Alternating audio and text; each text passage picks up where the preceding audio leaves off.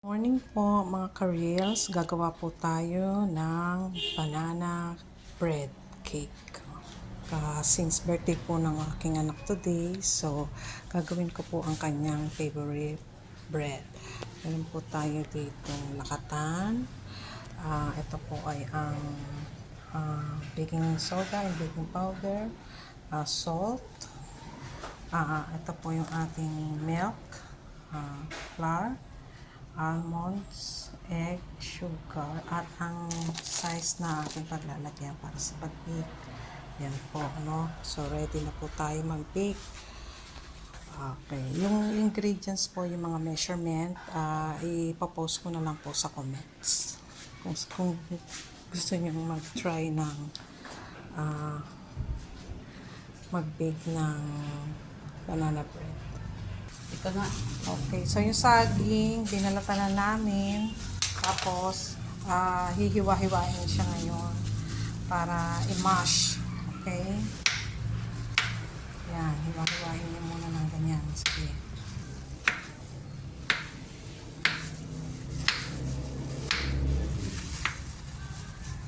Tapos yan, nilalagay natin yung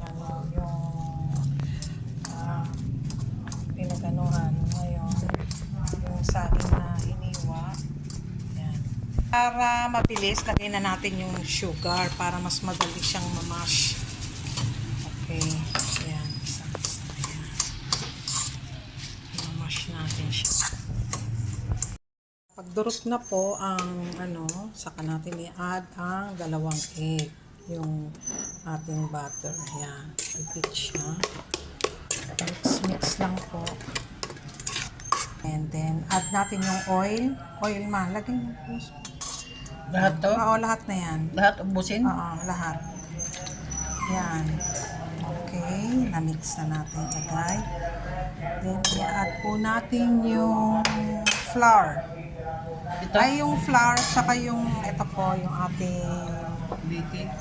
salt, baking powder, at saka yung baking, tawag dito.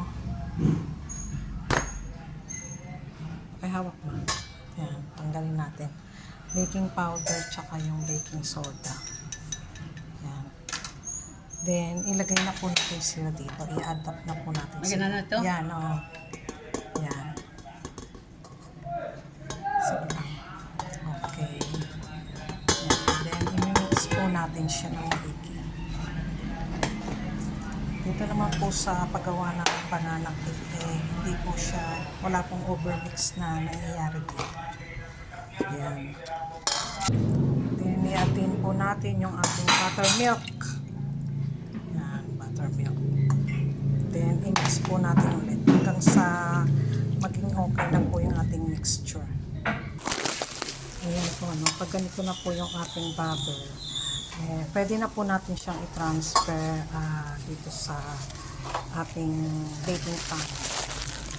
So, ito po ay 1 cup na butter, no? Lalagay natin siya dito. Mahirap kasi ako lang mag-isa dito, kaya one man show lang talaga. So, ang nilagay ko po ay 1 cup. Siguro po, ano na. Ito po yung pangalawa. 2 cups. Po natin, no?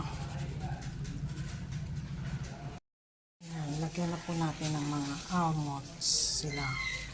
Sa inyo po yung since kami naman ang kakain ko, kaya dinamihan ko na ng almonds. Kasi paborito niya yun. Akin. Ayan. Mas masarap, mas marami. Ayan. And then,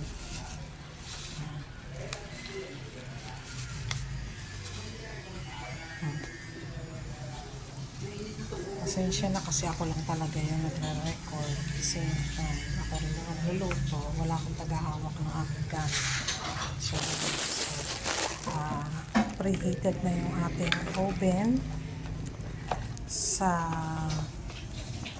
at pwede na natin itong i-bake. Okay. Ayan, pwede na natin siya sa oven.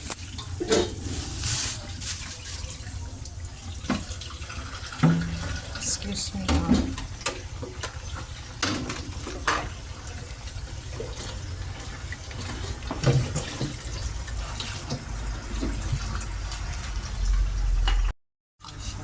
Ayan.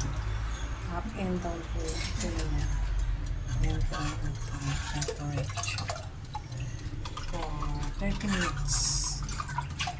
Okay na lang po natin siya.